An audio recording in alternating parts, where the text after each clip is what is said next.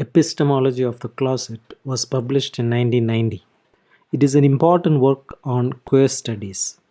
In this book, Sedgwick investigates the question: is men's desire for other men the great preservative of the masculinist hierarchies of Western culture, or is it among the most potent of the threats against them?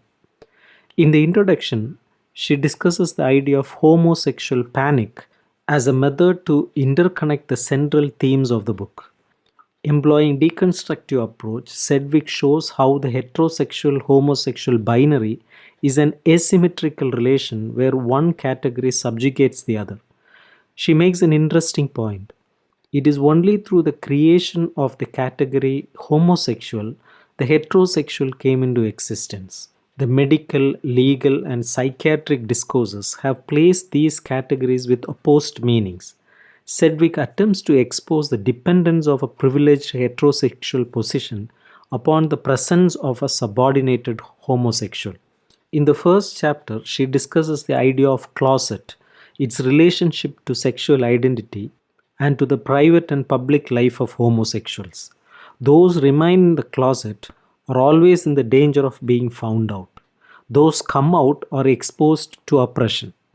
In the second chapter, Sedgwick analyzes Melville's Billibud to reveal how homosexual life is constitutive of heteronormative masculinity and heteronormative male-to-male relations. This results in suspicion and violence towards homosexual people. In the third chapter, she explains how Oscar Wilde and Nietzsche strengthen homophobic anxieties and emphasize the heterosexual distance from desire.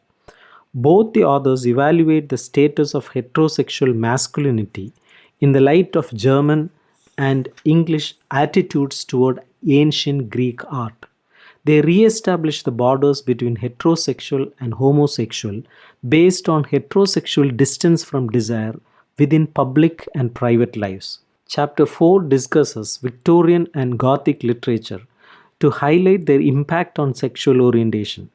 While Gothic literature depicted male hero as a martyr, Victorian literature portrayed male as an isolated and defined by a lack of desire.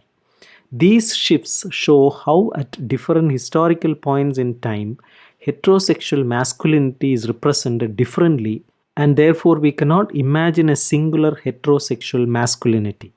Chapter 5 is a discussion of prose in search of lost time. The two queer characters are presented as feminine opposed to the rest of the world of the text.